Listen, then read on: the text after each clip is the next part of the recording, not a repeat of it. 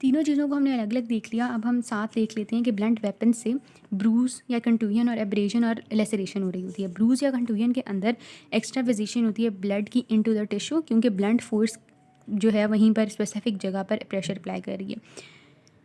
उसके बाद एब्रेशन को देखें तो एब्रेशन के अंदर सुपरफिशियल इंजरी होती है और सिर्फ outer layer of skin involve होती है, जबकि लेसरेशन के अंदर टीयर होता है और जो ब्लंट फोर्स होती है वो टिश्यू को ब्रीच कर रही होती है। ठीक है, फर्दर आगे चलें तो इसके अंदर मैक्रोस्कोपिकली कोई भी एविडेंट खास नहीं होता, लेकिन माइक्रोस्कोपिकली ब्रूज या कंटूजन को अप्रिशिएट किया जा सकता है। Macroscopically just slide colour changes वहाँ पर आती हैं। कलर चेंजेस भी अभी हम देख लेते हैं इन दोनों के ना, वो भी इंपॉर्टेंट MCQs हैं। सडन प्रेशर अप्लाई होता है यहाँ पर टिश्यू को, यहाँ पर प्रेशर और फिर मूवमेंट होती है over the skin via hard object. This is important. यहाँ पर क्या होता है, क्रशिंग होती है between two hard objects, over stretching होती है, ग्राइंडिंग हो सकती है बाय वेट। उसके बाद यहाँ पेन, रेडनेस, स्वेलिंग और एपिडर्मिस जो होती है वो इंटैक्ट हो सकती है। ठीक है, आगे चलें तो यहाँ पर वेपन की जो शेप होती है वो अपेयर हो रही होती है, कलर फेयर होता है तो ज़्यादा बेहतर ब्रूजेस बन रहे होते हैं। चाइल्ड में अंदर ब्रूजिंग ईजीली हो जाती है। डिजीज़ जैसे प्लेटलेट कम है तो ब्रूजिंग के चांसेस ज़्यादा होते हैं। वेस्कुलरिटी का एक होता है, रिलेशन होता है ब्रूजिंग के साथ।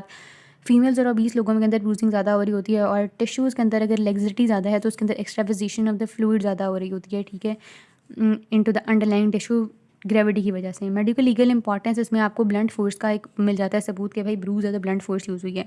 वेपन आइडेंटिफाई हो जाता है, वायलेंस आइडेंटिफाई हो जाती है किस हद तक वायलेंस किया गया, और इसके अलावा टाइम ऑफ इन्फ्लिक्शन भी आइडेंटिफाई हो जाता है क्योंकि एज ऑफ ब्रूज पता लग जाती है इसके कलर से।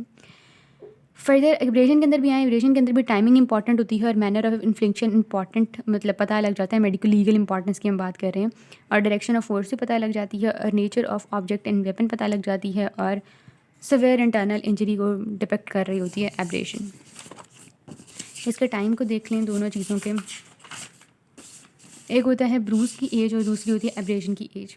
ब्रूज की एज RBBRGY, यानी रेड, ब्लू, ब्राउन। ब्रूज छोटा है तो बी पहले वाला ब्लू के लिए, ठीक है, फिर ब्राउन, ग्रीन और येलो है, फिर डिसअपेयर हो जाता है।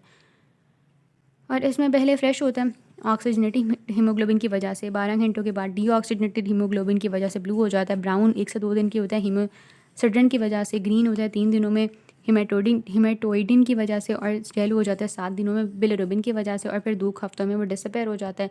लेकिन अगर डेथ ज़्यादा होगी तो ऑब्वियसली एज या लाइफ ऑफ ब्रूज ज़्यादा होगी। एब्रेशन की तरफ आएँ तो इसमें BSRS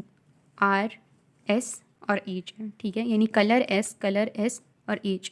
हीलिंग वही जानी होती है ना एंड पर, तो एंड पर हीलिंग है। पहला जो कलर है वो क्या होता है, ब्राइट रेड इन कलर होता है, और इसमें लिम्फ या ब्लड भी ऊज आउट कर रहा होता है, तो आपको पता लगता है कि ये तो एब्रेजन फ्रेश है।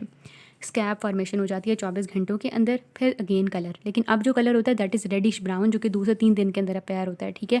और उसके बाद फिर है शेडिंग ऑफ स्कैब प्लस री एपिथेलाइजेशन, जो कि 1 हफ्ते के अंदर अपेयर होती है, और उसके बाद हीलिंग जो होती है वो 2 वीक से 15 दिन ले लेती है, ठीक है, 2 वीक या 15 दिन ले लेती है।